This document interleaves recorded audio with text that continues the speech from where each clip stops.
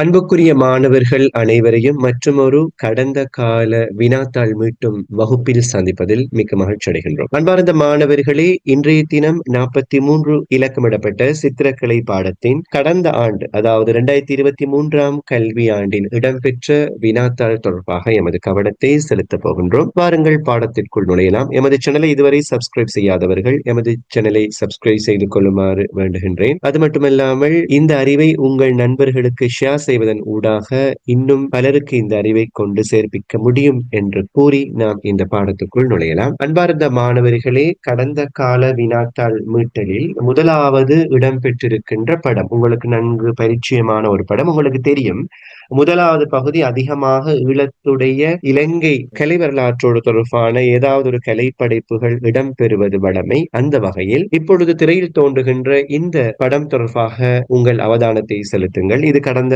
வருட வினாத்தாளில் முதலாவது இடம் பெற்றிருக்கின்ற வினாவாக காணப்படுகிறது. அன்பார்ந்த மாணவர்கள், உங்களுக்கு தெரியும், புலனர்வி காலம் இலங்கையுடைய கலை வரலாற்றில் இரண்டாவது இடம்பெற்றிருக்கின்ற காலம். இதனை ஜனநாத மங்கலம் அல்லது புலஸ்திய நகர், அகஸ்திய நகர் என்று பல்வேறு விதமாக கூறுவார்கள். இலங்கையுடைய கலை வரலாற்றில் தமிழுக்கும் சிங்களத்துக்கும் தனித்தன்மை வாய்ந்த, சமமாக தலை தோங்கி வளர்ந்த ஒரு காலமாகவும், பௌத்த சமயத்துக்கு இணையாக இந்து சமயம் இலங்கையில் பரவியமைக்கான சான்று காணப்படுகின்ற இடமாக நாங்கள் புலனர்வி காலத்தை குறிப்பிடலாம். அந்த வகையில் நீங்கள் திரையிலே பார்க்கின்ற இந்த கட்டடம் இந்துக்களுடைய மிக முக்கியமான வழிபாட்டு இடமாக சொல்லப்படுகின்ற சிவ தேவாலயம் என இனம் காணப்படுகிறது. அன்பார்ந்த மாணவர்களே, நீங்கள் திரையில் பார்க்கின்ற இந்த கட்டடமானது புலனர்வையில் கட்டப்பட்ட 2ஆம் இலக்க சிவனாலயம் என இனம் காணப்படுகிறது. உங்களுக்கு தெரியும், ராஜராஜ சோழ மன்னனுடைய ஆதிக்கத்தின் காரணமாக சோழ கட்டடக்கலை சாம்ராஜ்யம் இலங்கையில் பரவியமைக்கான சான்றுகளை நாங்கள் பார்க்கின்றோம். அந்த வகையில்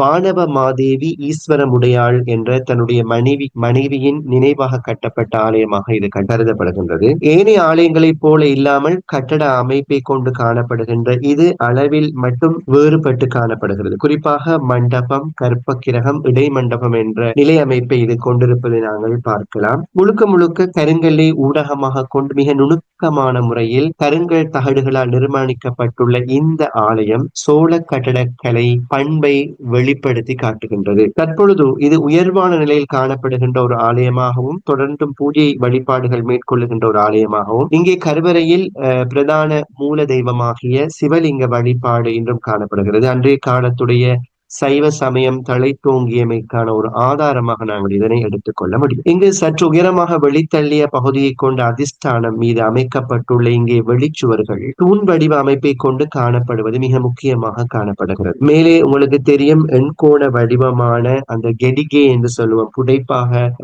காணப்படுகின்ற அந்த சிகர அமைப்பு மிக முக்கியமான ஒரு விடயமாக நாங்கள் குறிப்பிட முடியும். அதுவல்லாமல் அடித்தளம் என்று சொல்லுகின்ற அடித்தளத்துக்கு மேலாக அந்த பில்கடை என்று சொல்லுவோம், அடிப்பகுதிக்கு மேலால் காணப்படுகின்ற அந்த அதிஷ்டானம் என்று சொல்லக்கூடிய பகுதி இன்மேல் இந்த கட்டடம் அமைக்கப்பட்டுள்ளது மிக சிறப்பான ஒரு விடயமாக காணப்படுகிறது. இப்பொழுது நாங்கள் வினாக்களுக்கு செல்லலாம். கீழே தரப்பட்டுள்ள ஒளிப்படத்தை பயன்படுத்தி 1 தொடக்கம் 5 வரையான வினாக்களில் உள்ள இடைவெளிகளை நிரப்புக. முதலாவது வினா, இக்கட்டடக்கலை நிர்மாணம் 2ஆம் சிவ ஆலயம் எனும் பெயரால் அழைக்கப்படுகிறது. நீங்கள் விடைகளை கண்டறிந்திருப்பீர்கள் மாணவர்களே. இக்கட்டடம் அழகிய அதிஷ்டானம் மீது அமைக்கப்பட்டுள்ளது. அதிஷ்டானம் என்று சொன்னால் அந்த முழு கட்டடத்தையும் தாங்கியிருக்கின்ற அடித்தளத்தோடு இணைக்கப்பட்ட அந்த கட்டட அமைப்பை நாங்கள் சொல்லுவோம். இங்கே சாதாரண கட்டடங்கள் பவுண்டேஷன் அமைப்பதை போல இங்கே நிலத்துக்கு மேலாலும் அமைக்கப்படுகின்ற அந்த அமைப்பை நாங்கள் அதிஷ்டானம் என்று சொல்லுகின்றோம். இந்து கட்டடக்கலை பாரம்பரியத்தில் அதிஷ்டானத்தை பலவிதமாக பிரித்து நோக்குவார்கள். அவை நாங்கள் விரிவாக எங்களுக்கு இப்பொழுது தேவையில்லை மாணவர்களே. இது சோழர் கட்டடக்கலை நிர்மாண பண்புகளுக்கு ஏற்ப அமைக்கப்பட்டுள்ளது. சோழர் கலைமரபு என்று கூறியிருந்தேன். ஏனென்று சொன்னால், இலங்கையுடைய புலனர்வி காலத்தில் சோழர்களுடைய ஆதிக்கம் இருந்தமையினால் தமிழ் மொழி தலை தூங்குகின்ற ஒரு சந்தர்ப்பம் இருந்தது. அது மட்டுமில்லாமல் இந்து சமய வழிபாட்டிடங்கள் அதிகமாக அமைக்கப்பட்டன. அது மட்டும் இல்லாமல் இங்கே சிவலிங்க வழிபாடு உட்பட புலனர்வியில் இந்து சமய மூர்த்திகளுடைய வார்ப்பு சிற்பங்கள் அதிகமாக அகழ்ந்தெடுக்கப்பட்டுள்ளன என்பதை நாங்கள் இங்கே நோக்க வேண்டும். இக்கட்டட மண்டபம் உள்மண்டபம், அர்த்த மண்டபம் மற்றும் கற்ப கிரகம் ஆகிய பகுதிகளை உடையது. இங்கே கற்ப கிரகத்தில் காணப்படுகின்ற மூல தெய்வம் மூலமூர்த்தி யார் என்று சொன்னால் சிவலிங்க வழிபாடு, உருவ அருவ வழிபாடு இந்த காலத்தில் இருந்திருக்கிறது மாணவர்கள். ஐந்தாவது, இக்கட்டடத்தின் மேற்பகுதி 3 அடுக்குகளை கொண்டுள்ளதுடன் இதன் உச்சியின் கோண சிகர அமைப்பில் சூழப்பட்டுள்ளது என்று சொல்லக்கூடிய விடை உங்களுக்கு கிடைத்திருக்கும். நாங்கள் அடுத்த வினாவுக்கு செல்லலாம். 6 தொடக்கம் 10 வரையான வினாக்களுக்கு சுருக்கமான விடை தருக. பாரம்பரிய மட்பாண்ட கைத்தொழிலையொட்டி பயன்படுத்தப்பட்ட இலங்கையின் புராதன தொழில்நுட்ப உபகரணம் எது என்று கேட்கப்பட்டுள்ளது. இந்த வினாவுக்கு விடை வனைச்சில்லு அல்லது சக்க பொருவ என்று சொல்லுவோம். இது தொடர்பாக நீங்கள் தரம் 7 கற்றிருக்கிறீர்கள். அதை நாங்கள் விரிவாக படங்களோடு பார்க்கலாம். தும்பரி பாய் பின்னல் கைத்தொழில் கலப்பு அலங்காரங்களுடனான பாய் எப்பெயரால் அழைக்கப்படுகிறது என்ற வினாவுக்கு கலப்பு அலங்கரிப்பு அல்லது தளவிரிப்பு என்று சொல்லுவோம். வெடப்பாய் என்றதற்கு வழங்கப்படுகிறது. பேராசிரியர் பரணவித்தான் அவர்களின் அக்கினி வர்ண பகவானும் எனும் அழைக்கப்படும் செதுக்களில் மனித உருவம் அமர்ந்திருக்கும் மெய்நிலை எப்பெயரால் அழைக்கப்படுகிறது என்று சொல்லப்படுகின்ற பொழுது மகாராஜ லீலாசன தோரணையில் இருப்பது போல அமைக்கப்பட்டுள்ளதாக சொல்லப்படுகிறது. அதாவது மனித உருவமும் குதிரை தலையும் என்ற சிற்பத்தை பற்றி பேராசிரியர் பரணவித்தானுடைய கருத்தை இங்கே இருக்கிறது. அதன் அந்த மெய் உருவத்துடைய அமர்ந்திருக்கின்ற அந்த இருக்கைக்கு தான் பெயர் என்ன என்று கேட்கப்பட்டிருக்கிறது. ஐரோப்பிய சிற்ப கலைஞரான ஹென்றி மூர் அளவில் பெரிய அரூப மாநில உருவங்களை உருவாக்கும் பொழுது பின்பற்றிய தனித்துவமான விசேட பண்பு யாது என்ற வினாவுக்கு உருவின் தலையை சிறிதாக செதுக்கப்பட்டிருத்தல் அல்லது காட்டப்பட்டிருத்தல், உருவுடைய தலைப்பகுதியில் ஒரு துளை போன்ற அமைப்பை காட்டிருத்தல் மிக முக்கியமான ஒரு பண்பாக நாங்கள் குறிப்பிட முடியும். தொடர்பு சாதன ஊடகமான நிகழ்வுகள் மற்றும் பாத்திரங்களை நகைச்சுவையாக மிகைப்படுத்தி காட்டி வரையப்படும் விஷேட சித்திர வகை எப்பெயரால் அழைக்கப்படுகிறது? கேலி சித்திரம் அல்லது கார்ட்டூன் சித்திரம் என்று அழைக்கப்படுகிறது. அன்பார்ந்த மாணவர்களே, நாம் இதுவரை பார்த்த வினாக்களுக்குரிய படங்களோடு மிக விரிவான தகவல்களை நாங்கள் கற்றுக்கொள்வோம். உங்களுக்கு தெரியும், இப்பொழுது திரையில் தோன்றுகின்ற இந்த காட்சியை நீங்கள் பார்க்கின்ற பொழுதோ பாய் பின்னல் வேலைப்பாடுகள் தொடர்பாக உங்களுக்கு நினைவுக்கு வர வேண்டும். தரம் 7 நீங்கள் கற்றிருக்கிறீர்கள். பொதுவாக உங்களுக்கு தெரியும், பண்டைய காலம் தொட்டு இலங்கையிலேயே பரவலாக செய்யப்பட்ட ஒரு கலை கைத்தொழிலாக பாய் பின்னல் வேலைப்பாடுகள் காணப்படுகின்றன. இலங்கையுடைய பாய் பின்னல் வேலைப்பாடுகளை மருள் நாற்பாய் தரைவிரிப்பு கலால என்று சொல்வார்கள். இன்னும் ஒரு பண்பாய் வகை என்று இரண்டாக வகைப்படுத்தப்படுகிறது. பொதுவாக ஆதிகாலம் தொட்டு கண்டி தும்பரி பிரதேசம் இந்த பாய் பின்னலுக்கு மிக பிரபல்யமான இடமாக கருதப்படுகிறது. அதனால் தும்பரடா என்று அழைப்பார்கள். நியந்த நாற்பாய் கைத்தொழிலுக்கு பிரசித்தி பெற்ற இடமாக இது காணப்படுகிறது. அது மட்டுமல்லாமல் தற்காலத்தில் அந்த மருள் தாவரம் கிடைப்பது அரிதாக காணப்படுவதால் தாவர இலைகளின் நார்களாலும் செய்யப்படுகிறது. குறிப்பாக மருள் நாற்பாய் நார்த்தரை விரிப்பு பிரதானமாக 3 வகையாக பிரிக்கலாம். ஒன்று பண்ணம் பாய் தரை விரிப்பு, பொதுவான பாய் என்று அழைப்பார்கள். 2வது கலப்பு அலங்கரிப்பு தரவிரிப்பு, அதாவது வெடப்பாய் என்று அழைப்பார்கள். அடுத்தது பறவையுரு தரைவிரி குருளு கலால என்று சொல்வார்கள், குருளுப்பாய் என்று சொல்வார்கள். அதில் பறவைகளுடைய உருவங்கள் காட்டப்பட்டிருக்கும். இங்கே படத்தில் நீங்கள் பார்க்கிறீர்கள் மாணவர்கள். இங்கே பாய் பின்னலுக்கு பிரபல்யமாக பயன்படுத்தப்படுகின்ற அந்த சணல் இலைகளால் அந்த நார்களை பெற்றுக்கொண்டு அதனை சரியான முறையில் கோர்த்து அந்த கருவியில் இட்டு அமைப்பார்கள். இதற்கு நியந்த போர்வை என்று சொல்வார்கள். இந்த கருவியுடைய பெயர் அங்கே நீங்கள் பார்க்கிறீர்கள். அதை எவ்வாறு இழைக்கிறார்கள் என்று அந்த இதில் காட்டப்பட்டுள்ளது. மருள்நார் பாயுடைய அலங்காரங்களாக இங்கே நாகம், யானை, குருள்ளு, மிருகங்கள், ஈரிலை போன்ற சிங்களக்கலை அலங்காரங்கள் காணப்படுகின்றன. அது மட்டுமல்லாமல் மொட்டுக்கள், நாகப்பறவை, வாத்து போன்ற பல்வேறு உருவங்கள் காணப்படுகின்றன. தும்பரப்பாய் அலங்காரங்களுடன் கூடிய பாய்களில் அதிகமாக பறவை, மிருக உருவங்கள் காட்டப்படுகிறது. பாய் பின்னல் கைத்தொழிலில் ஈடுபடுவோரை நாங்கள் கிண்ணறர் என்று அழைப்போம். அந்த விடயம் உங்களுக்கு தெரியும். இதுவல்லாமல் மேலதிகமாக மட்டக்களப்பில் பாய் பின்னல் தொழில் மேற்கொள்ளப்படுகிறது. இஸ்லாமிய பிரதேசங்களிலும் பல்வேறு விதமான பாய் பின்னல்கள், ஒண்டிப்பாய், புனிப்பாய் போன்ற பல விதமான பாய் பின்னல்கள் இடம்பெறுகின்ற விடயத்தை நீங்கள் அறிந்திருப்பீர்கள் மாணவர்கள். அடுத்ததாக நாங்கள் பார்க்கின்ற இந்த படம், அதாவது திரையில் தோன்றுகின்ற இந்த படமானது உங்களுக்கு தெரியும், கருங்கலை ஊடகமாக கொண்டு கருங்கல் பாறையில் செதுக்கப்பட்ட இசுருமுனிய விகாரையின் பாறை சரிவில் அமைக்கப்பட்டுள்ள ஒரு சிற்பம் தான் இந்த சிற்பம். இந்த சிற்பத்துடைய பேர் குதிரை தலையும் மனித உருவமும் என்று அழைக்கப்படுகிறது. குதிரைத்தலை மனித உரிமை என்ற அந்த சிற்பத்துடைய அந்த அமைப்பை நீங்கள் பார்க்கின்ற பொழுது ஊடகம், அதாவது கட்பாறையிலிருந்து அரைவாசி புடைப்பு தள்ளி வெளித்தள்ளி காணப்படுவதால் நாங்கள் அரைப்புடைப்பு சிற்பம் என்று கூறுவோம். இது மனிதன் சாவகாசமாக ஓய்வாக இருப்பதாக HCB பெல் சொல்லுகின்றார். பக்கத்தில் ஒரு குதிரையுடைய தலை காட்டப்படுகிறது. அதனுடைய கயிறு கூட அந்த மனிதனுடைய கையோடு இணைக்கப்பட்டிருக்கிறது. இந்த மனித உருவத்துடைய இருக்கை, அதாவது சாவகாசமாக இருக்கின்ற லாவகமான இருக்கையை மகாராஜ லீலாசனம் என்று கூறுவார்கள். இந்த ஆசனம் பற்றி தான் இங்கே கேட்கப்பட்டிருக்கிறது. இது பல்லவ சம்பிரதாயத்தை தழுவி காணப்படுவதாக 6-7ஆம் நூற்றாண்டுக்குரியதாக இருக்கலாம் என கருதப்படுகிறது. அன்பார்ந்த மாணவர்களே, இன்னும் அடுத்து நான் இங்கே அம்புக்குறியில் காட்டப்படுகின்ற 2 சிற்பங்கள் இருக்கின்றன. ஹென்றி மூருடைய நவீன அப்ஸ்ட்ரக்ட், அதாவது அரூப பாணியில் உருவ சிதைப்பில் அமைக்கப்பட்டுள்ள 2 சிற்பங்கள். ஒன்று அரசனும் அரசியும், த ராயல் ஃபேமிலி என்று அழைக்கப்படுகின்ற ஒரு வெண்கலத்தை ஊடகமாக கொண்ட ஒரு சிற்பம் அது. அதே போன்று கீழே சாய்வாக இருக்கும் பெண் என்று அழைக்கப்படுகின்ற மற்றும் ஒரு சிற்பத்தை நீங்கள் பார்க்கிறீர்கள். மாணவர்களை நீங்கள் அறிந்திருப்பீர்கள், ஹென்றி மூரை பொறுத்த வரைக்கும், அதாவது அதிநவீன பாணியில் அரூபத்தன்மையை வெளிப்படுத்தி மிக பிரம்மாண்டமான காட்சியறைகள் அல்லது பூங்காக்கள், நிலப்பரப்புகளை அழகுபடுத்துவதற்காக இவருடைய சிற்பங்கள் காணப்படும். இவருடைய உருவ சிதைப்பு காட்டப்பட்டிருக்கும் இந்த சிற்பங்களில்.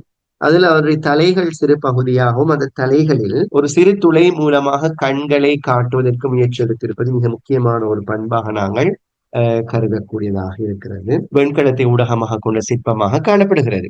அடுத்து நீங்கள் பார்க்கிறீர்கள், இதுதான் சக்கப்போர்வு, அதாவது உங்களுக்கு தெரியும் மட்பாண்ட கைத்தொழில். இலங்கையுடைய மட்பாண்ட கைத்தொழில் தொடர்பாக நீங்கள் மாணவர்களே கற்றிருப்பீர்கள். தரம் 8 நாங்கள் படித்திருக்கின்றோம். அந்த மட்பாண்ட கைத்தொழில் மிக பிரபலியமான பல இடங்கள் இருக்கின்றன. கழனி கூட பிரபலியமான இடமாக கருதப்படுகிறது. இந்த மட்பாண்ட கைத்தொழிலுக்கு கையால் ஆரம்பத்தில் வனைச்சில் தயாரித்தார்கள். அதற்கு பிறகு இந்த சக்கப்போர்வை என்று சொல்லக்கூடிய அந்த கருவி பயன்படுத்தப்படுகிறது. நவீன தொலைத்தொடர்பு சாதனங்களில், குறிப்பாக பத்திரிகைகளுள் கார்ட்டூன் சித்திரங்கள் பிரபல்யமான காலப்பகுதியில் பல ஓவியர்கள் தங்களுடைய பங்களிப்புகளை செய்திருக்கிறார்கள். குறிப்பாக ஆஃப்ரிகாலட் என்று சொல்லக்கூடியவர் 43 குழு என்று சொல்லக்கூடிய கார்ட்டூன் சித்திரங்களை வரைந்திருக்கின்றார். அது மட்டுமல்லாமல் இன்னும் பல கலைஞர்கள் இருக்கிறார்கள். குறிப்பாக ஜெப்ரி யூனுஸ் என்று சொல்லக்கூடிய ஒரு கலைஞர் இருக்கிறார். அவர் அப்புஹாமி என்று சொல்லக்கூடிய பிரபல்யமான கதாபாத்திரத்தை உருவாக்கியிருக்கின்றார். WR விஜயசோம என்று சொல்லக்கூடிய கதாபாத்திரம் இருக்கிறது. இப்ப நீங்க திரையிலே பார்க்கிறது அவருடைய புஞ்சி சிஞ்சோ என்று சொல்லக்கூடிய அந்த கதை பகுதியில் உள்ள ஒரு கதாபாத்திரத்தை தான் நீங்கள் பார்க்கிறீர்கள். அதே போல கமிலஸ் பெரேரா, அவருடைய இன்னும் ஒரு ஓவியத்தை நீங்கள் பார்க்கிறீர்கள். சிரிபீரிஸ் என்று சொல்லக்கூடிய ஓவியம் இங்காலே காட்டப்பட்டுள்ளது.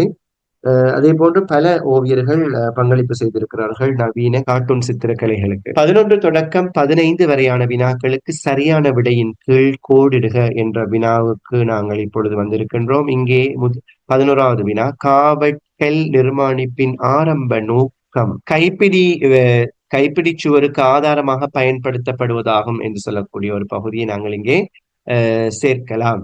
உங்களுக்கு தெரியும், ஆரம்ப காலத்துல வாசற்படிகள்ல, அதாவது அரண்மனைகள்ல அப்படி இல்லைன்னு சொன்னா சமய கட்டடங்களில் காவற்சிலை 2 பக்கமும் காணப்படும். மிதிப்படிக்கு, அதாவது சந்திரவட்டங்களுக்கு 2 பக்கத்திலையும்.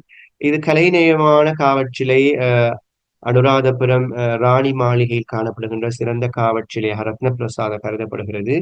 இது அரைப்புடைப்பு அல்லது அரைப்புடைப்புக்கு சற்று வெளித்தள்ளிய உயர் புடைப்பாக கருதப்படுகிறது. அதாவது அந்த ஃப்ரேம் உள்ளால் காணப்பட்ட அந்த தளத்தில் இருந்து மூவளைவு, அதாவது திரிபங்க நிலையில் காட்டப்பட்டிருக்கின்ற இந்த சிலையில் இடது கையில் பூங்கலசம், வலது கையில் தென்னம்பூ காணப்படுகிறது. கீழே துவாரபாலகர்கள், மேலே காணப்படுகின்ற அந்த நாகராஜ உருவம் காட்டப்பட்டுள்ளது மிக சிறப்பம்சம் பொருந்தியதாக காணப்படுகிறது.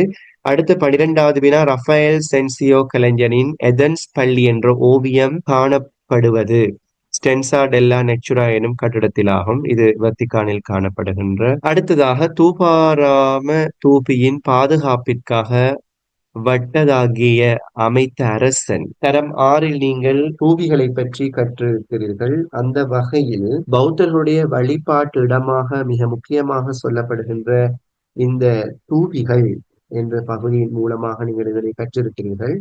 அதில் குறிப்பாக தூபாராமை தாதுகோபம் தரம் 7 அதை பற்றி கற்றிருக்கிறீர்கள். தூபராமை தாது கோபமானது அனுராதபுர காலத்துக்குரியது. கிறிஸ்துவுக்கு முன் 3ஆம் நூற்றாண்டில் தேவநம்பி கிறிஸ்த மன்னனால் கட்டுவிக்கப்பட்டதாக கூறப்படுகிறது. ஆரம்பத்தில் இது மணி வடிவத்தை கொண்டது, கண்டாகார என்று நாங்கள் சொல்லுவோம். இதனை ஆட்சி செய்த மன்னர்கள் பிறகு இதனை புனர் நிர்மாணம் செய்திருக்கிறார்கள். குறிப்பாக லஜ்ஜதிஸ்ஸ என்ற மன்னனால் இந்த கட்டடத்தை சுற்றி ஒரு சைத்தியம், அதாவது சுற்றி வட்டதாக்கி பாதுகாப்பான கூரை அமைப்பு ஒன்று கட்டப்பட்டது. இங்கே அதுதான் வினாவாக கட்டப்பட்டுகிறது. இலங்கையில் கட்டப்பட்ட முதலாவது தாதகோபமாக காணப்படுகிறது, குறிப்பிடத்தக்கது.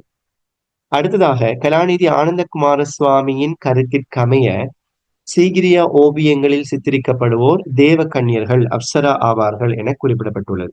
பொதுவாக 5ஆம் நூற்றாண்டு காசியப்ப மன்னனால் பிரெஸ்கோ நுட்ப முறைகளை தழுவி அமைக்கப்பட்ட பெண்களுடைய இடைப்பகுதிக்கு மேலால் அலங்காரமிக்க ஓவியங்களாக ஆசியாவுடைய பாரம்பரியமாக சொல்லப்படுகின்ற சீகிரியா ஓவியங்கள் அஜந்தா குகை ஓவியங்களோடு ஒப்பிடக்கூடிய அளவுக்கு குப்த கலை மரபை வெளித்தள்ளி காட்டப்பட்டுள்ளது. அலங்காரம் மிக்க செவ்வியல் பாங்கில், அதாவது செந்நெறி பாங்கில் வரையப்பட்டுள்ள இந்த ஓவியங்கள் தொடர்பாக பல்வேறு ஆய்வாளர்கள் பல்வேறு விதமான கருத்துக்களை கூறியிருக்கிறார்கள். குறிப்பாக எங்களுடைய ஆனந்தகுமார சுவாமியுடைய கருத்து இங்கே தரப்பட்டுள்ளது. அதே போன்று HCV பெல் அவருடைய கருத்து மிக முக்கியமான ஒரு கருத்தாக இருக்கிறது. அவர் பிதுரங்கல மலைக்கு அரசிகள், புதல்விகள், போதி உப்புல்வண்ணா போன்றோர் பூஜைக்கு செல்கின்ற காட்சி என குறிப்பிடுகின்றார். அது மட்டுமல்லாமல் மின்னல் பெண்கள், முகில் பெண்கள் என்று அதாவது குறிப்பிடுகின்றார். அதாவது விஜுலதா மேகலதா என்று கருத்தை குறிப்பிடுப்பவர் பேராசிரியர் பரணவித்தான. இன்னும் பல்வேறு நபருடைய கருத்து முக்கியத்துவம் பெற்று விளங்குகிறது. அடுத்த வினா, பௌத்த விகாரை ஓவிய நிர்மாணிப்புகளில் இந்திய அஜந்த, எலோரா, பாக் போன்ற இடங்களின் கலை பண்புகளின் செல்வாக்கை பெற்ற இலங்கை ஓவிய கலைஞர் ஜோஷ் கீட் என்று சொல்லக்கூடிய கலைஞர். உங்களுக்கு தெரியும், ஆசியாவின் பிகாசோ என்று அவரை அழைப்பார்கள். நவீன ஓவிய போக்கை இலங்கையில் அறிமுகப்படுத்திய ஒருவர். குறிப்பாக சுவர் ஓவியங்களில், அதாவது விகாரை சுவர் ஓவியங்களில், பௌத்தக்களில் இவருடைய கோத்தமி விகாரை ஓவியங்கள் தடித்திரேகையில் இவருடைய வாழ்க்கை சர்தி நிகழ்வுகள் சித்திராவளிய முறையில் அமைக்கப்பட்டிருப்பது குறிப்பிடத்தக்கது. இது மட்டுமல்லாமல் இவர் கேன்வஸ் துணியில் தைலவர்ண ஓவியங்களை இந்து சமய பண்பாட்டை பிரதிபலிக்கின்ற அமைப்பில் அதில் வெளிப்படுத்தியிருக்கின்றார். இவருடைய அந்த அஜந்தா, எலோரா, பாக் போன்ற ஓவியங்களுடைய கலை தாக்கங்கள் இவருடைய கேன்வஸ் துணி ஓவியங்களில் காணப்படுவதாக விமர்சகர்கள் கருதுகின்றனர். 16 தொடக்கம் 20 வரை விளக்கும் ஒரு வாக்கியம் வீதம் எழுதுக என்று சொல்லக்கூடிய வினாவுக்கு நாங்கள் வருவோம். ஸ்தபதிராயர் என்று சொல்லக்கூடிய சொல் வந்திருக்கிறது. உங்களுக்கு தெரியும், ஸ்தபதிராயர் என்பவர் கம்பளி யுகத்தில், குறிப்பாக கண்டி காலத்தில் வாழ்ந்த ஒரு கட்டட கலைஞர். கம்பளி காலத்துல லங்கா திலக்கை விகாரை கட்டிய பிரதான சிற்பாச்சாரியாராக அல்லது இவர் ஒரு கட்டட கலைஞராக கருதப்படுகின்றார். அவரைத்தான் நாங்கள் இங்கே ஸ்தபதிராயர் என்று குறிப்பிடுகின்றோம். அடுத்ததாக பூப்பய அல்லது ஜஸ்டிய என்று சொல்லக்கூடிய அந்த சொற்பிரயோகம், இது இந்தியாவுடைய சாஞ்சி தூபியின் ஹர்மிகாவின் மத்தியில் அமைந்த கட்டூனாக காட்டப்பட்டுள்ளது. குறிப்பாக உங்களுக்கு தெரியும், ஹர்மிகா என்று சொல்லக்கூடிய சதுர கோட்டத்துக்கு மேலால் மத்திய பகுதியில் ஒரு கம்பம் போன்று காணப்படும், அதைத்தான் ஜஸ்டிய என்று சொல்லுவோம். அதற்கு மேல் குடை போன்ற அமைப்பு காட்டப்படும், அதை ஜத்ரய என்று சொல்வார்கள். 3 தட்டுகளாக அது காணப்படும். அதுல உள்ள கம்பங்களைத்தான் நாங்கள் பூப்பை என்று அழைப்போம். கரை படிந்த கண்ணாடி என்ற ஒரு சொல் வந்திருக்கிறது. உண்மையிலே இது மொழிபெயர்ப்பில் சிக்கல் இருக்கிறது. ஆனால் தேசிய பரீட்சைக்கு இந்த வினா வந்தபடியினால் அதை நான் அவ்வாறே பதிவு செய்கின்றேன் மாணவர்களே. இது உண்மையிலே கரை படிந்த கண்ணாடி அல்ல, அது வர்ண கண்ணாடிகள் என்று வர வேண்டும். கொத்திக் ஆட்டை தான் இங்கே கேட்கிறார்கள், அல்லது வர்ண கண்ணாடிகள், ரஞ்சித கண்ணாடி என்றும் கேட்கலாம். பொதுவாக கிறிஸ்தவ கொத்திக் முறை தேவாலயங்களில் காணப்படுகின்ற ஒரு கலை அமைப்பு. ஜன்னல்களில் புனித பைபிளில் காணப்படுகின்ற சம்பவங்கள், கதாபாத்திரங்களை பல்வேறு வர்ண கண்ணாடி துண்டுகளை ஒட்டி இணைத்து ஆக்கப்படுகின்ற ஒரு கலையாக்கமாக, ஒரு ஓவிய முறையாக நாங்கள் இதனை கருதலாம். ஆகவே கிறிஸ்தவ கொத்திக் முறை தேவாலயங்களில் காணப்படுகின்ற ஒரு வண்ணமயமான கண்ணாடி துண்டுகளுடைய ஆக்கம் என்று குறிப்பிட்டால் கூட போதுமானதாக இருக்கும். 19வது வினாவுக்கு நாங்கள் வரலாம். பக்கத்தோற்ற உருவங்கள் என்று இங்கே கேட்கப்பட்டிருக்கிறது. பக்கத்தோற்ற பார்வை, குறிப்பாக எகிப்திய ஓவியங்கள் அல்லது கண்டிய கால ஓவிய முறையில் காணப்பட்ட அந்த நோக்கு முறை, அந்த பெர்ஸ்பெக்டிவ் என்ற முறையை நாங்கள் குறிப்பிடுவோம். பொதுவாக நீள அகலமாகிய பண்புகளை மட்டும் கொண்டு ஓவிய முறையாக, தட்டையாக அல்லது இருபரிமாண தன்மையோடு பக்க தோற்றத்தில் உருவங்களை ரேகைகளுக்கு முக்கியத்துவம் கொடுத்து வரைவது. இந்த பண்புகளை நாங்கள் எகிப்திய பறவை வேட்டை ஓவியங்களில் காணலாம். அது மட்டுமில்லாமல் இலங்கையுடைய கண்டிக்கால கல்தொருவையாக இருக்கலாம், அல்லது தம்புல குகை ஓவியங்கள் பரவலாக பார்க்கக்கூடியதாக இருக்கிறது. 20வது வினா, அல்டமிரா. அன்பார்ந்த மாணவர்கள், உங்களுக்கு பரிச்சயமான ஒரு குகை, ஸ்பானியாவில், அதாவது ஸ்பெயினில் காணப்படுகின்ற வரலாற்றுக்கு முற்பட்ட கால குகை ஓவியங்கள் காணப்படுகின்ற ஒரு இடமாக காணப்படுகிறது. இங்கே எருதுகளுடைய வாழ்க்கை நடத்தை, வாழ்வியல் இங்கே சித்தரித்து காட்டப்படுகிறது. குறிப்பாக இளைப்பாறும் எருது, நிற்கும் எருது, பாயும் எருது, நடக்கும் எருதுன்னு சொல்லக்கூடிய பைசன் எருதுகளுடைய மிருக உணர்வுகள், அசைவுகள் இங்கே அதிகமாக மிருகங்களுடைய இரத்தம், கொழுப்பு கலந்து வரையப்பட்டுள்ளது குறிப்பிடத்தக்கது. இப்பொழுது நாங்கள் இதுவரை பார்த்த விடயங்களுடன் சம்பந்தப்பட்ட படங்களை நாங்கள் நோக்கலாம். நான் இங்கே சொன்னேன், அதாவது பைசன் எருது ஆரம்ப காலத்தில் பயன்படுத்தப்பட்ட ஒரு விதமான குகை ஓவிய முறையாக காட்டப்பட்டுள்ளது. அடுத்ததாக ஸ்தபதிராயரால் வடிவமைக்கப்பட்ட லங்கா திலக்க விகாரை, இலங்கையில் மிகப்பெரிய மகரத்தோரணம் கொண்ட வாயிலை கொண்ட ஒரு கட்டடமாக நாங்கள் பார்க்கலாம். பெண்கள்கள மலைக்கு மேல் காணப்படுகிறது. இங்கே புனித சகலர் தேவாலயம் கொழும்பில் காணப்படுகிறது. அங்கே இருக்கின்ற அந்த காத்திக் வர்ண கண்ணாடி துண்டுகளை ஒட்டியாக்கப்படுகின்ற ஜன்னல் அலங்காரத்தை தான் நீங்கள் இங்கே பார்க்கிறீர்கள். அடுத்ததாக உங்களுக்கு தெரியும், இந்தியாவுடைய சாஞ்சி டூபி, இதுல கர்ப்பை என்று சொல்லுவோம். அந்த அண்டத்துக்கு மேலால் காணப்படுகின்ற ஹர்மிக்கு மேல நடுவுல பாருங்கள் ஒரு தண்டு மாதிரி ஒன்று காணப்பட்டுள்ளது. இங்கே நான் அம்புக்குறி மூலம் காட்டுகின்றேன். அதைத்தான் பூப்பை என்று சொல்லுவோம், ஜஸ்டி என்று சொல்வார்கள். மேலே காணப்படுகின்ற குடை போன்ற வட்ட வடிவமான தட்டு ஜத்ரை என்று அழைக்கப்படும். இது கண்டிக்காலத்துடைய ஓவிய முறை. பக்கவாட்டு தோற்றத்தில் வரையப்பட்டுள்ள ஓவியமாக இங்கே காட்டப்பட்டுள்ளது. அன்பு நிறைந்த மாணவர்களே, 21 தொடக்கம் 25 வரையுள்ள வினாக்களுக்கு தரப்பட்டுள்ள ஒளிப்படத்தை அவதானித்து எதிரில் தரப்பட்டுள்ள ABCDE ஆங்கில எழுத்துக்களின் சரியான விடையை எதிரே உள்ள புள்ளிக்கோட்டில் எழுதுக என்ற வினா இங்கே கேட்கப்பட்டிருக்கிறது. இது உங்களுக்கு இலகுவான ஒரு பகுதி. அன்பார்ந்த மாணவரை, நான் உங்களுக்கு அடிக்கடி சொல்லுகின்ற ஒரு விடயம், இது இலக்கமிடப்பட்ட பக்கத்தில் இருக்கின்ற படங்களோடு எழுத்துக்களிடப்பட்ட படங்கள் ஏதாவது ஒரு வகையில் ஒரு தர்க்க ரீதியாக ஒழுங்குபடுத்தக்கூடியதாக இருக்க வேண்டும். அந்த தர்க்க ரீதியான ஒழுங்குபடுத்தல்களை மேற்கொள்ள வேண்டியது உங்களுடைய பொறுப்பாக காணப்படுகிறது. இந்த வினாக்களை பொறுத்த வரைக்கும் நீங்கள் அவசரப்படாமல் சற்று நிதானித்து யோசித்து சிந்தித்து நீங்கள் விடையளிப்பது பொருத்தமாக இருக்கும். முதலாவது 21வது படத்தை நாங்கள் பார்க்கலாம். உங்களுக்கு தெரியும், பஞ்சகிருந்தியம் உலகத்துடைய இயக்கம் என்று சொல்லப்படுகின்ற கொள்ளர்வை காலத்தில் அகழ்ந்தெடுக்கப்பட்ட வெண்கல வார்ப்பு சிலையாக காணப்படுகின்ற நடராஜ பெருமானுடைய சிலை. அதுல முகப்பகுதி காட்டப்பட்டுள்ளது. இந்த முகப்பகுதி அந்த சிவதாண்டவத்துடைய ஆடல் வேகத்தின் காரணமாக அவருடைய சடாமுடி 2 பக்கம் அப்படி விரிந்து செல்வது போல, அதில் கங்காதேவி, அதே போன்று படம் எடுக்கின்ற நாகம் போன்றவை காட்டப்பட்டுள்ளது இங்கே புலனாகிறது. இதற்கு பொருத்தமாக டி என்ற பகுதியை பாருங்கள். அந்த முயலகன் என்று சொல்லக்கூடிய ஒருவரை மிதித்து மறைத்தல் தொழிலை வெளிப்படுத்துவதாக காட்டப்பட்டுள்ளது. இங்கே ஒரு கலைப்படைப்புடைய இருவேறு பகுதிகளை இங்கே இணைப்பதற்கு தரப்பட்டிருக்கிறது. ஆகவே இதை நீங்கள் இணைத்துக் கொள்ள முடியும் நினைக்கின்றேன். ஆகவே 21வது வினாவுக்கு டியை விடையாக எடுத்துக்கொள்ள முடியும். அடுத்ததாக 22வது வினா, சாஞ்சி டூபிக்கு முன்னால் காணப்படுகின்ற தோரணத்துடைய ஒரு பகுதி. உங்களுக்கு தெரியும், கற்கராதி கற்செதுக்கல் அமைப்பில் செதுக்கப்பட்டுள்ள புதருடைய ஜாதக கதைகள் சிற்பங்களாக செதுக்கப்பட்டுள்ளன. இதனை ஒத்த அமைப்பு உங்களுக்கு தெரியும், கல்வேலி போன்ற அமைப்போடு காணப்படுகின்ற டூபியுடைய பகுதியாக காணப்படுகிறது. ஆகவே இங்கேயும் ஒரே இடத்தில் காணப்படுகின்ற ஒரு கலைப்படைப்புடைய இருவேறு பகுதிகளாக நாங்கள் இணைத்துக் கொள்ள முடியும். அடுத்தது 23, உங்களுக்கு தெரியும், மொஹஞ்சதாரோ ஹரப்பா என்று சொல்லக்கூடிய சிந்துவெளி நாகரிகத்தில் அகழ்ந்தெடுக்கப்பட்ட ஒரு பூசாரி சிலை என்று சொல்லக்கூடிய சிற்பம். இதற்கு பொருத்தமாக என்ற பகுதியை நீங்கள் பாருங்கள். சிந்துவெளி நாகரிகத்தில் அகழ்ந்தெடுக்கப்பட்ட திமிர்காலை என்று சொல்லக்கூடிய அங்கே இலச்சனை பிராமி எழுத்துக்கள் பொறிக்கப்பட்ட இரட்டை கொம்புடன் காணப்படுகின்ற திமிர்காலை என்ற ஒரு பகுதி இலச்சனை காணப்படுகிறது. இங்கே ஒரே காலத்தில் இருவேறு கலைப்படைப்புகள் என்ற அந்த நியம முறையை நாங்கள் இணைத்துக் கொள்ள முடியும். அடுத்ததாக அனுராதபுர காலத்து சந்திரவெட்டக்கல் காணப்படுகிறது. இங்கு அனுராதபுர காலத்து கொரவக்கல் காணப்படுகின்றது. இரண்டும் ஒரே காலம் ஒரே இடம் என்று சொல்லக்கூடிய விதத்தில் நாங்கள் அதனை ஒன்று சேர்க்க முடியுமாக இருக்கிறது.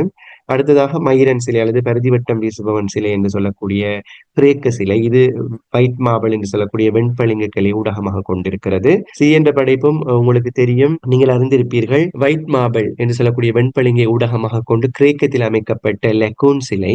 ரெண்டுமே ஒரே காலம் ஒரே விதமான ஊடகம், ஆனால் கலைஞர்கள் வேறு. இந்த விடயத்தை நீங்கள் கவனித்துக் கொள்ள வேண்டும். அன்பார்ந்த மாணவர்களை, 26 தொடக்கம் 30 வரையான வினாக்களுக்கு இடைவெளி நிரப்புக என்று சொல்லக்கூடிய பகுதியில் நாங்கள் இங்கே இணைந்திருக்கின்றோம். இங்கே 26வது வினா, கண்டிய கால தாழ்நாட்டு பிரதேசத்தின் கலை பண்புகளுடனான ஓவியங்களே சுத்த சோம ஜாதக கதையில் வரும் அரண்மனையின் மாதர்கள் என்ற ஓவியம் கீறு விகாரையில் காணப்படுகிறது. அத்தலுவ என்று சொல்லக்கூடிய விகாரையில் காணப்படுகின்றது. நாங்கள் 11ஆம் ஆண்டில் பெற்றிருக்கின்றோம். தாய்நாட்டு ஓவியக்கலை மிகுந்த ஒரு இடமாக நாங்கள் கத்தலுவ விகாரையை குறிப்பிட முடியும். அந்த படங்களோடு நாங்கள் விரிவாக நாங்கள் அந்த விடயத்தை பார்க்கலாம். அடுத்ததாக ஓவிய கலைஞர் டேவிட் பெயிண்டரால் கண்டி திருத்துவ தேவாலயத்தில் வரையப்பட்டிருக்கும் ஓவியமானது ஐரோப்பிய மரபு சார்ந்த இயற்கைவாதம் அல்லது அகடமிக். 27வது வினாவை நீங்கள் பாருங்கள். ஓவிய கலைஞரான டேவிட் பெயிண்டரால் கண்டி திருத்துவ கல்லூரியில் தேவாலயத்தில் வரையப்பட்டிருக்கும் ஓவியமானது ஐரோப்பிய மரபு சார்ந்த இயற்கைவாத பாணி, அதாவது அகாடமிக் ரியலிசம் என்று சொல்லுவோம், இயற்பண்புவாத பாணியை தழுவி வரையப்பட்டுள்ளது. கலைஞர் பப்லோ பிகாசோ அவர்களுடைய கோர்னிகா ஓவிய நிர்மாணிப்பின் போது வரையறுக்கப்பட்ட நிறங்களான நிறை, அதாவது சாம்பல் நிறம், வெள்ளை, கருப்பு போன்ற நிறங்களை மட்டும் பயன்படுத்தி ஓவியங்களை வரைந்திருக்கின்ற இந்த விடயத்தை நாங்கள் தனி வர்ணச்சாயல், மொனோக்ரோம் என்று சொல்லுவோம். இந்த வர்ணச்சாயல் கட்டியெழுப்பியிருக்கின்றார். அனுராதபுர காலத்துக்குரிய இசுரமுனிய விகாரை பௌத்த விகாரையாக இருந்த போதிலும் லௌகிக கலை பொருட்கள் அல்லது கருப்பொருட்களுடான கற்செதுக்கல்கள் அதிகமாக காணப்படுகின்ற இடமாக நாங்கள் பார்க்க முடியும். யாழ்ப்பாணத்து இனுவில் பரராசசேகர பிள்ளையார் கோவிலில் காணப்படும் அகத்தியரும் விநாயகரும் எனும் ஓவியம் பெரிய தம்பி சுப்பிரமணியம் மணியம் என்ற கலைஞரின் ஓவியமாக நாங்கள் இங்கே. அன்பார்ந்த மாணவர்களே, நாங்கள் இதுவரை பார்த்த விடயத்துடனான சில படங்களை நாங்கள் நோக்குவோம். உங்களுக்கு தெரியும், கொரவக்கல். கொரவ என்று சொன்னால் வளைந்து நெளிந்த கல் என்று சொல்லுவோம். வளைவு நெளிகளோடு அமைக்கப்பட்டுள்ள கைப்பிடி வரிசை என்று நாங்கள் சொல்லுவோம். இரண்டு காவற்சிலைகளுக்கும் படிகளை இணைக்கின்ற ஒரு கட்டடத்தையும் படிகளை இணைக்கின்ற ஒரு கட்டுமானமாக காணப்படுகிறது. அலங்காரமிக்க மகர தோரணங்கள் செதுக்கப்பட்டுள்ளது. அனுராதபுர காலத்தில் குறிப்பாக கருங்கலை ஊடகமாக கொண்டு இது அமைக்கப்பட்டிருந்தது. அதே போன்று உங்களுக்கு தெரியும், கண்டி காலத்துக்குரிய தாழ்நாட்டு பிரதேச மரபு வழி சித்திரங்களாக நாங்கள் இங்கு திரையில் தோன்றுகின்ற ஒரு விகாரை நாங்கள் குறிப்பிட முடியும். குறிப்பாக கரகம்பிட்டிய சுபோதனாராமை என்ற விகாரையில் வரையப்பட்டுள்ள இந்த ஓவியங்கள் தென் பகுதி சுவரோவிய மரபை தழுவி அமைக்கப்பட்டிருக்கிறதாக சொல்லப்படுகிறது. குறிப்பாக கரகம்பிட்டிய விகாரையில் காணப்படுகின்ற கரகம்பிட்டி விகாரையில் வரையப்பட்டுள்ள சித்தார்த்தருடைய பிறப்பு காணப்படுகிறது. முதலாவது ஓவியம் இது சித்தார்த்தருடைய பிறப்பை காட்டுவதற்கு எடுத்துக்கொள்ளப்பட்ட ஒரு தாழ்நாட்டு மரபு உலர் சான்றின் மீது இயற்கை வர்ணத்தை பயன்படுத்தி 19ஆம் நூற்றாண்டில் வரையப்பட்ட ஓவியமாக கருதலாம். அதே போன்று 3வது இலக்கமிடப்பட்ட படத்தை பாருங்கள். இந்த படம் கரகம்பிட்டிய விகாரையில் காணப்படுகின்ற மற்றும் ஒரு உலர் சான்றின் மீது இயற்கை வர்ணத்தால் வரையப்பட்ட தூண்டுதல் என்று சொல்லக்கூடிய ஓவியம். தன்ஹா, ரதி, ரங்கா ஆகிய பெண்கள் தங்களுடைய கலைகளை வெளிப்படுத்தி புத்தருடைய தவத்தை உழைப்பதற்கான முயற்சியை மேற்கொள்ளுகின்ற பெண்களாக இவர்கள் காட்டப்பட்டிருக்கிறார்கள். இங்கே ஆடை அமைப்புகள், அதாவது பின்னணி கடும் நீலம் அல்லது கருப்பு, அதே போன்று சாம்பல் நிறங்கள் பயன்படுத்தப்பட்டிருப்பதை நீங்கள் அவதானிக்கக்கூடியதாக இருக்கிறது. மேலும் நீங்கள் மாணவர்களை கத்தலுவ விகாரை ஓவியங்களை பார்க்கின்ற பொழுது 19ஆம் நூற்றாண்டின் கத்தலுவ பூர்வராமைய தென் மாகாணத்தில் காலி மாவட்டத்தில் அமைந்துள்ள ஒரு விகாரையாக கருதப்படுகிறது. இந்த விகாரை 19ஆம் நூற்றாண்டின் குறிப்பாக கடோல்கல்லே எனும் ஓவிய பரம்பரையினர் மகாசித்ரா, பொட்டச்சித்ரா ஆகிய கலைஞர்கள் ஓவியங்கள் வரைந்ததாக சொல்லப்படுகிறது. அதில் நீங்கள் 4வது பார்க்கின்ற அந்த படம், அதாவது செல்வந்தரின் கதை, சங்கீதமும் ஆனந்தமும் என்று சொல்லக்கூடிய களிப்பு என்று சொல்லக்கூடிய அந்த ஓவியம் இங்கே தாழ்நாட்டு மரபில் உலர் சார்ந்த இயற்கை வர்ணத்தை கையாண்டு வரையப்பட்டுள்ளது. நடன நிகழ்வை கண்டுகளிக்கின்ற பெருஞ்செல்வந்தன் அந்த இளவரசருடைய கதை இங்கே சித்தரிக்கப்பட்டிருக்கிறது. ஐரோப்பிய பண்பாட்டு தழுவல்கள் இங்கே காட்டப்பட்டுள்ளது குறிப்பிடத்தக்கது. அதே போன்று 2வது இடம்பெற்றிருக்கின்ற படம் சுத்த சோம ஜாதக கதை, அதாவது அரண்மனையில் பெண்கள் என்று சொல்லக்கூடிய அரண்மனை காட்சி. இதுவும் கத்தலுவ பூர்வராம விகாரையின் 19ஆம் நூற்றாண்டில் தாழ்நாட்டு மரபில் வரையப்பட்ட ஒரு உலர் சான்றின் மேல் இயற்கை வர்ணங்கள் பயன்படுத்தப்பட்ட ஓவியமாக நாங்கள் பார்க்கலாம். இங்கேயும் ஐரோப்பிய பண்பாட்டு முறையுடைய தழுவல்களை நாங்கள் பார்க்கக்கூடியதாக இருக்கிறது. அந்த படத்தை மேலும் நான் இங்கே தந்திருக்கிறேன் மாணவர்களே. அடுத்தது இன்னும் ஒரு ஓவியம் இங்கே நீங்கள் பார்க்கிறீர்கள். இந்த ஓவியம் அவிக்னன் யுவதிகள் என்று சொல்லக்கூடிய கியூபிச பாணியில் வரையப்பட்டுள்ள பப்லோ பிகாசோடைய ஓவியம். இங்கே கார்ட்டூன் கலைஞர் சித்திரம் நாங்கள் ஏற்கனவே பார்த்தோம். அதே போன்று இந்தியாவில் அமைக்கப்பட்ட முதலாவது தாது கோபமான சாந்தி தோப்பு, அதே போல தோரணத்தை நீங்கள் இங்கே பார்க்கிறீர்கள். முழுக்க முழுக்க கல் வேலைப்பாடுகளால் கருங்கலை ஊடகமாக கொண்டு வடிவமைக்கப்பட்ட அமைப்பாக, கட்டட அமைப்பாக நாங்கள் பார்க்கலாம். அடுத்து இலங்கையில் பிரசித்தி பெற்ற எங்களுடைய மிக முக்கியமான ஒரு கலைஞராக காணப்படுகின்ற டேவிட் பெயிண்டர். இவர் கிறிஸ்தவ கதை சம்பந்தமான ஓவியங்களை அதிகமாக வரைந்திருக்கிறார். இவருடைய மியூரல் பெயிண்டிங், அதாவது சுவர் ஓவியங்களில் மிக பிரபல்யமாக பேசப்படுகின்ற இடம் கண்டி திருத்துவ கல்லூரியுடைய செப்பல் ஆராதனை மண்டபத்தில் காட்டப்பட்டுள்ள இந்த 3 ஓவியங்கள். அவற்றில் நீங்கள் இங்கே பார்க்கின்ற பொழுது, உங்கள் பார்வைக்கு சித்தரிக்கின்ற பொழுது, இங்கே உங்கள் பார்வைக்கு பக்கத்தில் உள்ள சுவரில் புனித பாதங்களை கழுவுதல் என்ற ஓவியமும், நடுப்பகுதியில் கல்வாரி மலையில் இயேசுநாதரை சிலுவையில் அறைதல் என்ற ஓவியமும், அதே போன்று இடது பக்கத்தில் காயப்பட்ட ஒரு கல்வனை சிகிச்சை அளிக்கின்ற நல்ல குணம் படைத்த ஒரு மனிதனை பற்றிய ஒரு கதையாக சொல்லப்படுகின்ற நல்ல சமாரியன் என்ற ஓவியத்தை நீங்கள் பார்க்கலாம். இந்த நல்ல சமாரியன் என்ற ஓவியம் எங்களுடைய சிலபஸில் இடம்பெற்றிருக்கிறது. அவற்றை நீங்கள் பார்த்துக் கொள்வது பொருத்தமாக இருக்கும். அந்த ஓவியத்துடைய நெருக்கமான காட்சி நான் இங்கே தருகின்றேன். அகாடமிக் ரியாலிசம் என்று சொல்லக்கூடிய இயற்பண்புவாத முறையை தழுவி முன்னணி பின்னணி மத்திய அணியை மிகான முறையில் திட்டமிட்டிருக்கின்றார். ஆணுருவங்கள் குறிப்பாக முப்பரிமாண ஒளிநிழல் காட்டி கோட்பாடுகளுக்கு அமைய காட்டப்பட்டுள்ளது. மனித உருவங்கள், ஹியூமன் ஃபிகர் டிராயிங் மட்டுமல்ல, அனிமல்ஸ் ஃபிகர்ஸ், அது மட்டுமல்லாமல் அந்த லேண்ட்ஸ்கேப்பிங் சித்தரிப்பு, தூர தரிசனம் என்பவை மிக அற்புதமான முறையில் பதிவு செய்யப்பட்டுள்ளது. இது திருத்துவ கல்லூரியுடைய தோற்றம், அந்த ஆராதனை பகுதி என்ற விஷயத்தை நீங்கள் பார்த்துக் கொள்ள முடியும். அடுத்ததாக உங்களுக்கு தெரியும், அனுராதபுர காலத்தில் லௌகிக கலைப்படைப்புகள் கொண்ட ஒரு பௌத்த விகாரையாக நாங்கள் பார்க்கக்கூடிய இடம் இசுரமுனிய விகாரை. இங்கே நீராடும் யானைகள், அதே போன்று குதிரைத்தலை மனித உருவமும், காதலர் சோடி, அரச குடும்பம் போன்ற சிற்பங்கள் கருங்கல்லை ஊடகமாக கொண்டு குப்த பல்லவ சம்பிரதாயங்களை பிரதிபலித்து காணப்படுகின்ற ஒரு சிற்ப அமைப்பாக காட்டப்பட்டுள்ளது.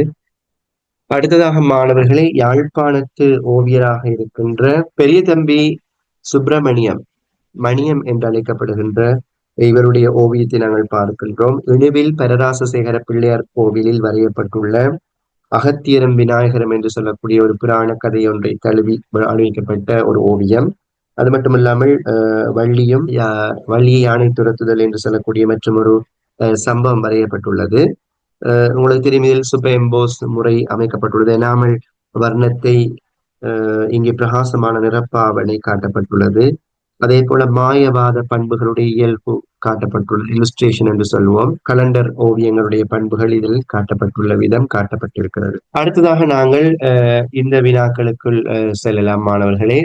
31 தொடக்கம் 35 வரையாக தரப்பட்டுள்ள FGHIJ ஆகிய ஆங்கில எழுத்துக்களை அடிப்படையாக கொண்டு பின்வரும் வினாக்களுக்கு விடை தருக என்ற வினாக்களுக்குள் நாங்கள் செல்லலாம். உங்களுக்கு தெரியும், F என்பது உங்களுக்கு பரிச்சயமான படம். இலங்கையுடைய கம்பளை காலத்தில் மறைச்செதுக்களுக்கு பிரபல்யமான எம்பக்க தேவாலயத்தில் அமைக்கப்பட்டுள்ள ஒரு மறைச்செதுக்கள். சிறுபுடைப்பு அல்லது அல்ப உன்னத்தை என்று சொல்வார்கள் சிங்களத்தில். தாழ்புடைப்பு அல்லது குறைப்புடைப்பு என்று சொல்லக்கூடிய ஒரு சிறிய அளவான புடைப்பில் அமைக்கப்பட்டுள்ளது. கம்மாளு, பிஹிம்பியா, கினிசப்பு போன்ற மரங்களை ஊடகமாக கொண்டு அக்கால மக்களுடைய வாழ்வியலை பிரதிபலிக்கின்ற பாலூட்டும் தாய் என்று சொல்லக்கூடிய மறைச்செதுக்கள் சிற்பமாக அது காணப்படுகிறது. ஜி என்று சொல்லக்கூடிய படத்தை நீங்கள் பார்க்கலாம். சுற்றி வர கல்கராதி கல்வேலி அமைக்கப்பட்டுள்ள கருங்கலை ஊடகமாக கொண்டு தாமரையுடைய மொட்டு தண்டு வடிவத்தில் அமைக்கப்பட்ட நிசங்கலதா மண்டபம் புலனர்வி காலத்தில் பிரித்பாராயணம் கேட்பதற்கு, அமைதியாக செவிமடுப்பதற்கு அமைக்கப்பட்ட ஒரு கட்டணமாக சொல்லப்படுகிறது. இந்த படம் அல்லது இந்த செய்தி அதிகமாக வினாக்களுக்கு கேட்கப்படுகின்ற ஒரு வினாவாக மாணவர்களை நீங்கள் கவனித்துக் கொள்ள வேண்டும். அடுத்ததாக தெரியும், எச் படம் என்பது உங்களுக்கு தெரியும், பண்டைய சிங்கள தேசிய கலை அலங்காரங்களுள் பல்வேறு விதமான அலங்காரங்களை நாங்கள் பார்க்கலாம். அதாவது ஜீவ நிர்ஜீவ என்று சொல்லி அலங்காரங்களை பிரிப்போம். அதே போல சத்வ அலங்காரம், மிருக உருவங்கள், பறவை உருவங்கள், அதே போல விருட்ச தாவர உருவங்கள் என்று பலவிதமாக நாங்கள் பிரிப்போம். அந்த வகையில் நாரிலத்தாவ என்று சொல்லக்கூடிய பெண்ணுடைய உடம்பையும் கைகால் இடுப்புக்கு கீழால் இலை கொடி பூக்களால் அலங்கரிக்கப்பட்ட இந்த முறை உத்பித், அதாவது தாவர வகை அலங்காரங்களுக்குள் அடக்கப்படுகின்ற ஒரு கற்பனையாக்கமாக காணப்படுகிறது. பொதுவாக கண்டி ஓவியங்களில் இதனை நாங்கள் பார்க்கலாம். அடுத்ததாக ஐ என்று சொல்லக்கூடிய அந்த ஓவியம் கேன்வஸ் துணியில், அதாவது தைல வர்ணத்தில் வரையப்பட்டுள்ள வாசிக்கும் பிள்ளை என்று தலைப்பிடப்பட்ட கே கனக சபாபதி என்று சொல்லக்கூடிய யாழ்ப்பாண கலைஞருடைய ஒரு ஓவியம். மொனோக்ரோம் என்று சொல்லக்கூடிய பச்சை வர்ண சாயலில் இந்த ஓவியத்தை வரைந்திருக்கிறார். ஒரு கியூபிச பாணி இங்கே காட்டப்பட்டுள்ளது. அடுத்தது எங்களுக்கு பரிச்சயமான ஒரு படம், ஸ்டான்லி அபேசிங்கவுடைய கேன்வஸ் துணியில் தைல வர்ணத்தில் வடிவமைக்கப்பட்ட ஊடகமாக கொண்டு காணப்படுகின்ற கண்டி எசல பெரஹரா என்று சொல்லக்கூடிய இந்த ஓவியம். உங்களுக்கு தெரியும், இந்த ஓவியத்தை பொறுத்த வரைக்கும் பெண் மனப்பதிப்புவாதம் அல்லது கனவடிவவாத பண்புகளை கொண்டு நவீன பாணியில் வரைந்திருக்கின்றார் இந்த ஓவியர். இங்கே எசல பெரஹராவுடைய ஊர்வலம் காட்டப்பட்டுள்ளது. இரவு நேர காட்சியில் ஜொலிக்கின்ற யானையுடைய அலங்காரங்கள் மிக உன்னிப்பாக சித்தரிக்கப்படுவது குறிப்பிடத்தக்கதாக காட்டப்பட்டுள்ளது. இப்பொழுது நாங்கள் வினாக்களுக்கு செல்லலாம். எஃப் என்ற எழுத்தினால் காட்டப்பட்டுள்ள கலைப்படைப்பு நிர்மாணிக்கப்பட்டுள்ளது. எஃப் எழுத்தினால் காட்டப்பட்டுள்ள கலைப்படைப்பு தாழ்புடைப்பு அல்லது குறைப்புடைப்பு சிறுபுடைப்பு என்ற நுட்பமுறைக்கேற்ப நிர்மாணிக்கப்பட்டுள்ளது.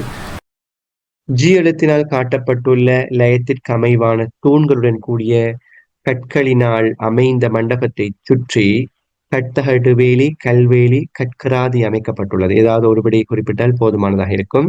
எச்செழுத்தினால் காட்டப்பட்டுள்ள மரபு ரீதியான சிங்கள அலங்கார அலகு தாவர வகை உத்வித்த அலங்கார வகைக்குள் சார்ந்ததாக சொல்லப்படுகிறது. ஐயெழுத்தினால் காட்டப்பட்டுள்ள ஓவியம் கலைஞரான கே கனக சபாபதியின் ஓவியம் கேன்வஸ் மீது எண்ணெய் வர்ணம் அல்லது தைல வர்ணத்தை ஊடகமாக கொண்டு அமைக்கப்பட்ட படைப்பாக கருதப்படுகிறது. ஜி எழுத்தினால் காட்டப்பட்டுள்ள ஓவியம் ஸ்டான்லி அபேசிங்க கலைஞனின் படைப்பாகும். இறுதி வினாக்களுக்கு வந்திருக்கின்ற மாணவர்களே, 36 தொடக்கம் 40 வரையான வினாக்கள் உபத்தலைப்புக்கு அமைய பொருத்தமான 5 வாக்கியங்களை எழுதுக என்று சொல்லக்கூடிய ஒரு வினா. இந்த படம் உங்களுக்கு மிக பரிச்சயமான ஒரு படம். அதாவது ஓவிய மேதை என்று அழைக்கப்படுகின்ற லியோனார்டோ டாவின்சி என்று சொல்லக்கூடிய மறுமலர்ச்சி கால ஓவிய பொக்கிஷம் ஓவியரால் வரையப்பட்டுள்ள மிக முக்கியமான ஒரு ஓவியம் இறுதி ராப்போசனம் என்று சொல்லக்கூடிய தலைப்பிடப்பட்ட ஓவியம், த லாஸ்ட் சப்பர் என்று சொல்லுவோம். அதாவது இந்த ஓவியம் சாந்தா மரியா டெலா கிரேசி டொமினிகான் என்று சொல்லக்கூடிய சென்ட் மேரிஸ் சர்ச்ல துறவிகள் வசிக்கிற, அதாவது அந்த சிஸ்டர்மார், அந்த கன்னியாஸ்திரிகள் வசிக்கின்ற அந்த மடத்துல உள்ள போசன சாலையில வரையப்பட்டிருக்குது. டைனிங் ஹால்ல வரையப்பட்ட ஒரு மியூரல் சுவரோவியம் தான் இந்த ஓவியம். இயேசுநாதர் தனது 12 சீடர்களோடு இறுதியாக உண்ட நடுநிசி உணவைத்தான் இது சித்திருக்கிறது. உங்களில் ஒருவன் என்னை சில வெள்ளிக்காசுகளுக்காக நாளை காட்டிக் கொடுப்பான் என்று கூறியவுடன் சீடர்களுக்கு மத்தியில் ஏற்பட்ட ஒரு பரபரப்பு. இங்கே வியாக்கியானம் கூறப்படுகிறது. நீயா, இல்லை நானா, யார் என்று கேள் என்று சொல்லி முகத்தில் ஆச்சரியம், வியப்பு போன்ற பல்வேறு அம்சங்கள் இந்த ஓவியங்களுடைய கதாபாத்திர சிறப்பியல்புகளாக காட்டப்பட்டுள்ளன. நடுநாயகராக இயேசுநாதர் அமைதியாக இருக்கின்றார். மேசை மீது கிடத்தப்பட்டுள்ள ரொட்டி, அதே போல வைன், கிழங்கு போன்ற பதார்த்தங்கள் காணப்பட்டுள்ளது. மூன்று நபர்களாக 4 குழுக்கள் இங்கே 12 சீடர்கள் காட்டப்பட்டுள்ளார்கள். இங்கே தூர தரிசனத்தின் காட்டப்படுவதற்கு அங்கே ஜன்னலுடைய அமைப்பு காட்டப்பட்டுள்ளது. தூரத்தை தருகின்ற இயற்கை தரை தோற்ற காட்சி அம்சம் பொதுவாக டாவின்சியுடைய ஓவியங்களில் காணப்படுகின்ற மிக முக்கியமான பண்பாக நாங்கள் சொல்லலாம். இந்த ஓவியத்தை பொறுத்த வரைக்கும் உங்களுக்கு தெரியும், மறுமலர்ச்சி கால அகாடமிக் ரியலிசம் என்று சொல்லக்கூடிய இயற்பண்பு முறையில் வரையப்பட்டுள்ளது. கியாரஸ்குரோ என்று சொல்லக்கூடிய ஒளி இருள்மை கோட்பாட்டு விபரித்து இந்த ஓவியம் காட்டப்பட்டுள்ளதோடு இந்த ஓவியம் டெம்பரா முறையில் நுட்ப முறையில் அமைக்கப்பட்டுள்ளது மிக முக்கியமான ஒரு பண்பாக நாங்கள் நுட்பமாக சொல்ல முடியும். இப்பொழுது நாங்கள் பார்க்கலாம் மாணவர்களே. கலைஞன் மறுமலர்ச்சி கால ஓவியரான லியோனார்டோ டாவின்சியால் வரையப்பட்டது. கருப்பொருள் இயேசுநாதரின் இறுதி ராப்போச நிகழ்வு ஆகும். இயேசுநாதர் காட்டிக் கொடுக்கப்படுவதற்கு முதல் நாள் தனது சீடருடன் உணவருந்தும் நிகழ்வாக இது கருதப்படுகிறது. பாணியை பொறுத்தவரைக்கும் ஸ்டைல் ஐரோப்பிய இயற்கைவாத ஓவிய பாணியில் வரையப்பட்டுள்ளது. இதனுடைய ஒருங்கமைப்பு இயேசுநாதரை நடுவில் வைத்து வலப்புறம் 6 சீடர்கள், இடப்புறம் 6 சீடர்களாக வீதம் 6 சீடர்கள் வீதம் சமமாக பிரித்து இயேசுவை முக்கிய கருப்பொருளாக கொண்டு ஓவியம் வரையப்பட்டுள்ளது. பொது பூரணப்பாடை பொறுத்த வரைக்கும் ஒளி இருள் கியாரஸ்கியூரோ கோட்பாட்டை பின்பற்றி இயேசுவிற்கு பிரகாசமான வர்ணங்களையும் சீடர்களுக்கு சற்று மங்களான வர்ணத்தையும் உபயோகித்து தூர தரிசனம் ஒளிநிழல் பண்புகளை காட்டி வரைந்துள்ளார். இந்த விடயத்தை நாங்கள் இதை குறிப்பிட முடியும். நல்லது மாணவர்களை, நாங்கள் இதுவரைக்கும் கடந்த கால வினாத்தாள் மீட்டலில் 2023ஆம் ஆண்டு வினாத்தாளை மீட்டிருந்தோம். இந்த பாடம் உங்களுக்கு பெரிதும் பயனுடையதாக இருந்திருக்கும் என நம்புகின்றோம். தொடர்ந்தும் எமது சேனலுக்கு ஆதரவு தாருங்கள். இதுவரைக்கும் எமது சேனலை சப்ஸ்கிரைப் செய்யாதவர்கள் சப்ஸ்கிரைப் செய்து கொள்ளுமாறு வேண்டுகின்றோம். அது மட்டுமல்லாமல் இந்த அறிவை உங்கள் நண்பர்களுக்கும் பகிருங்கள். ஷேர் செய்வதனூடாக இந்த அறிவை பலருக்கு சேர்ப்பிக்க முடியும் என்று கூறி, மற்றொரு காணொளியில் உங்கள் அனைவரையும் சந்திக்கின்றோம். நன்றி.